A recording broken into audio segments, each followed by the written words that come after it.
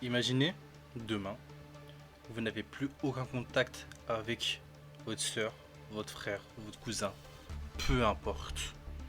Plus d'appels, plus de messages, plus aucun signe de vie.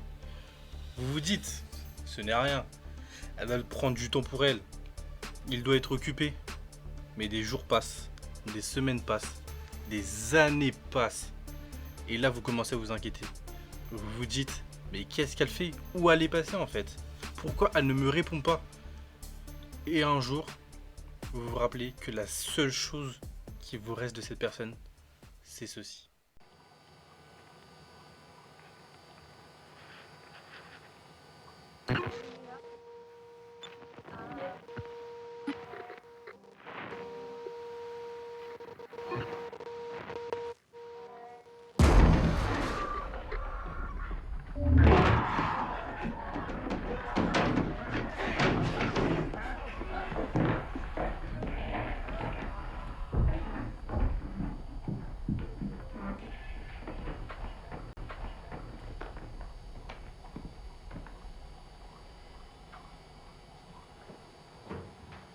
C'est exactement ce que vit Mia. Depuis la disparition de sa sœur, plus rien n'a de sens. Pour tout le monde, l'affaire est close. Mais pour Mia, un nom lui revient sans cesse dans sa tête. Sans cesse et sans cesse. Et ce nom, c'est ce qui lui mènera à une ville que peu de gens connaissent. Shelby Oaks.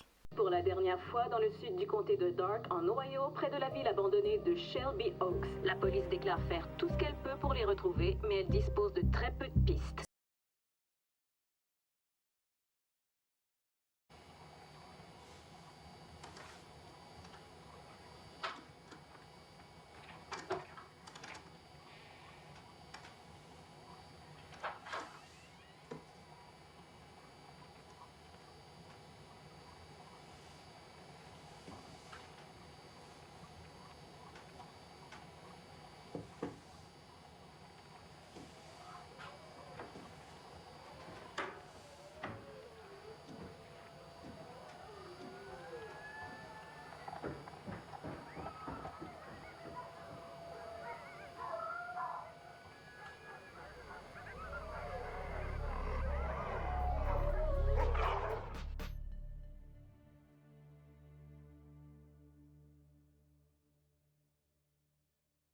Bon, vous l'aurez bien compris les gars, aujourd'hui on parle du film Shelby Oaks actuellement disponible au cinéma et je vous invite fortement les gars à aller voir ce film parce que je pense en tant que fan d'horreur vous allez grave aimer ce film. Ce film s'inspire un peu de ce qu'on connaît déjà, tout ce qui est Blair Witch, Lake Mungo ou tout autre film dans ce même registre. Mais attention les gars, car ce film a beau être tourné comme un faux documentaire au départ, mais à partir d'un certain moment, le film va prendre une direction auquel personne s'y attend. On pourrait croire au départ que ça peut être un fan footage, mais pas du tout. Moi je vous conseille juste d'aller voir ce film et de découvrir par vous-même qu'est-ce qui vous attend.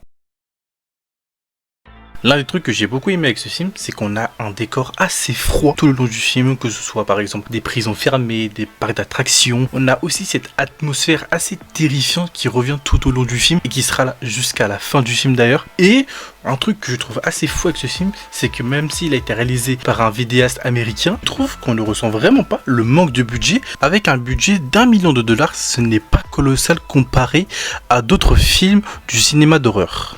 Le film possède néanmoins un budget de 1 million, mais il rapportera plus de 4 millions les gars au box-office international, ce qui n'est vraiment pas mal pour le réalisateur. Là où je trouve que ce film est vraiment bien, c'est qu'il gagne en similitude avec d'autres films du même genre qui sont vraiment pas mal et que d'ailleurs je vais vous en conseiller, auquel on commence avec Horror in the High Desert. Faites pas attention à mon anglais, il est vraiment dégueulasse, mais bref c'est pas tout. Lake Mungo que je vais parler tout à l'heure, le bon vieux Blair Witch qui est bien connu évidemment, Hell House qui est vraiment pas mal pour le coup, que je vous conseille sincèrement d'aller voir. En plus il y a plus de 5 films de Hell House, donc je pense que vous allez grave kiffer. Donc personnellement, moi c'est des films du même genre auxquels j'ai grave kiffé, donc je vous invite à aller les voir et de me faire un petit retour et de me dire si vous avez aimé ces films ou pas du tout. Ok les refs, maintenant que j'ai fait tout le descriptif du film, je vais entièrement spoiler le film.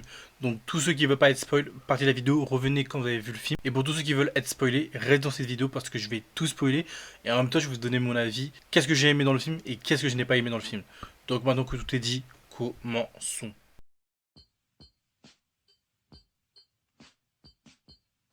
Waouh les gars, j'ai beaucoup de choses à vous dire dans cette critique de Shelby Hawks. On va commencer petit à petit pour pas se perdre dans tous les éléments que le film nous propose. On va commencer notamment avec le fait que je sais pas comment Mia est aussi bête et comment elle prend des choix que aucun humain aurait choisi en fait. Concrètement, le choix d'aller à la prison toute seule, ça encore une fois, je comprends pas. Franchement pour le coup, je comprends pas, je serais jamais allé.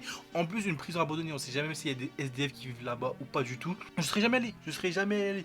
Même si c'est ma soeur, c'est mon frère, c'est ma femme, ce que tu veux, je serais jamais allé. En plus de nuit, c'est une malade, je serais jamais allé de la vie au monde entier.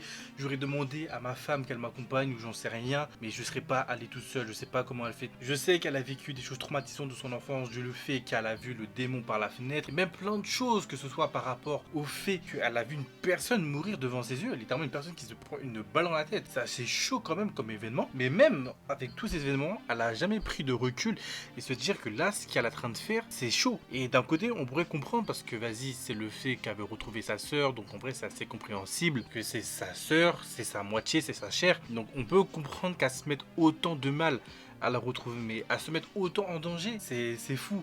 Et d'ailleurs, un truc que j'ai bien aimé avec ce film, c'est vraiment la métaphore du démon avec les chiens, auquel les chiens, bah littéralement, c'est le truc qui va littéralement tuer sa sœur, auquel ça rend vraiment le démon sous une forme, entre guillemets, normale, mais on sent que cette chose n'est pas du tout normale, et que c'est pas réellement un chien. Et c'est ça que j'ai vraiment bien aimé dans la manière de comment va être représenté le démon durant tout le film, que ce soit par rapport à la dame chelou, que ce soit par rapport à une ombre, que ce soit par rapport au chien. Ça c'est vraiment un truc où pour moi c'est un gros point positif au film. C'est là que je me dis que sincèrement dommage que je trouve pas beaucoup de films dans ce genre là, et j'avais aussi envie de revenir sur un truc qui moi m'a marqué, c'est qu'au bout de 30 minutes du film, au moment où la personne se suicide devant Mia, qui est du coup la personne qui a enlevé sa sœur, l'ambiance que le film prend, je trouve ça exceptionnel. Que tu passes du coup d'un format found footage, faux documentaire, à un format classique entre guillemets, parce que je sais pas comment on pourrait appeler ce format en de vrai, mais je trouve que pour le coup je m'y attendais pas, parce que moi personnellement j'avais pas vu le trailer, donc je m'attendais pas à ça. Je savais pas que le film ça allait être dans ce genre là. Donc pour le coup, moi j'étais que surpris, parce que moi je pensais que c'était vraiment en mode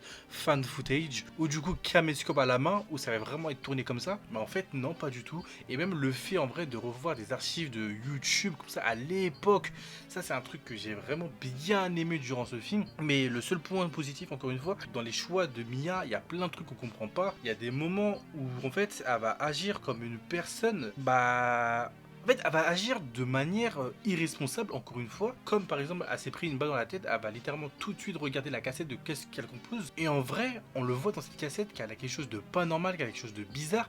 Et en vrai, d'un côté, on peut la comprendre d'avoir regardé cette cassette. Là, elle était au point mort dans sa vie, que ce soit en termes de son couple, en termes de réponses, elle était au point zéro. C'est vraiment le truc qui aurait pu lui donner des réponses, trouver sa sœur. Mais même, ça chaud. Franchement, je trouve ça chaud. Et en vrai, la cassette, qu'on le veuille ou non, c'est un des éléments principaux les plus importants, parce qu'elle comporte tellement, mais tellement d'indices sur ce qui va arriver dans la suite du récit, que ce soit par rapport au démon qui allait en fait depuis le début possède Mia. Et c'est pour ça que d'ailleurs Riley ne fait plus de cauchemars à partir du moment où Mia a vu le démon. Et c'est ça que pour le coup que j'ai bien aimé, parce qu'en vrai le démon tu pouvais voir entre guillemets depuis le début qui se cache sous une forme d'ombre, mais tu le vois pas tellement si tu ne fouilles pas ou si tu ne mets pas stop au film. Et c'est ça pour le coup que j'ai vraiment bien aimé avec ce genre de mise en scène, et que je trouve que c'est assez rare dans le cinéma d'aujourd'hui, en tout cas dans le cinéma d'horreur, qu'on peut retrouver ce genre de film. C'est ça que je me dis qu'en vrai, avec un film d'1 million de dollars quand même en budget, je trouve le film quand même assez beau. Et c'est assez rare quand même que des films d'horreur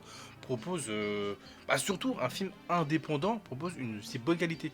Alors que sincèrement les gars, entre moi à vous et vous à moi, des films d'horreur avec un gros budget, mais sincèrement il y en a qui existent, mais ils sont moches à regarder. Franchement tu les regardes, mais tu te dis mais qu'est-ce que je regarde? J'ai par exemple un exemple qui je crois ça s'appelle No Filtre. Après, je crois, si je dis pas de conneries, il n'y a pas beaucoup de budget. Mais même si c'est le genre de film, en fait, tu te rends compte à quel point c'est des budgets similaires, mais c'est vraiment différent dans la manière où, par exemple, c'est filmé, de la manière c'est réalisé. Et là, tu te rends compte qu'avec 1 million, ce que tu peux faire quand même. Je dis ça en mode c'était peu, mais dans le cinéma actuel, c'est rien comparé à ce que propose par exemple un James Wan ou une autre personne qui va réaliser des films d'horreur. Et ça pour le coup je trouve ça vraiment pas mal. Je voulais aussi revenir les gars à quelque chose grave intéressant et grave important à une murmuré durant cette critique, c'est vraiment le fait que, en fait, depuis le début, c'est une personne qui a kidnappé Riley, en fait. Parce que, en vrai, on pourrait croire, surtout avec le début du film, que ça pourrait être une entité qui a débarqué dans la maison, qui les a tous butés. En fait, non, pas du tout. C'est vraiment une personne qui est littéralement, on peut se le dire, sous possession démoniaque, qui va littéralement kidnapper Riley, qui va lui faire des dingueries de fou, que je peux même pas citer en vidéo YouTube. Et c'est là que tu te dis qu'en vrai, t'as un peu le bail de possession démoniaque qui revient avec le fait que Riley faisait des cauchemars assez fous quand même, et les êtres humains qui vont rentrer en compte. Donc là, tu rentres littéralement dans un moment du film où t'as littéralement deux personnes, entre guillemets, parce que l'entité démoniaque c'est pas réellement une personne, mais vous m'avez compris, mais deux antagonistes à l'histoire, ce qui je trouve que ça rajoute beaucoup plus de profondeur et de poids à l'histoire. Ça me fume parce que je parle en mode c'est le plus grand chef-d'œuvre que j'ai vu de ma vie, alors vraiment pas du tout, mais je trouve que ça rajoute vraiment quelque chose, et c'est là que je me dis que le film il est vraiment pas mal, même s'il y a certains moments où je trouve que ça se casse la gueule, et ça c'est vraiment dommage parce que le film en vrai ils nous ont dit trop, alors qu'il y a des moments où ils auraient même pas besoin de parler, qu'on pourrait comprendre, mais en fait ils nous expliquent avec le dialogue. Et c'est ça que je trouve qui casse un peu, entre guillemets, le film. En vrai, en termes de film d'horreur, c'est pas la plus grosse masterclass que j'ai vue de ma vie. Le film, je l'ai vraiment trouvé bien. Si je le mettrais dans une tier list, par exemple, je le mettrais juste en dessous, en vrai, les gars, de masterclass. C'est pas une masterclass, mais franchement, ça va. Mais donc, en vrai, les gars, vous, n'hésitez pas à me dire dans les commentaires ce que vous en avez pensé. Parce que pour moi, si vous êtes fan de films d'horreur, vous devez voir ce film.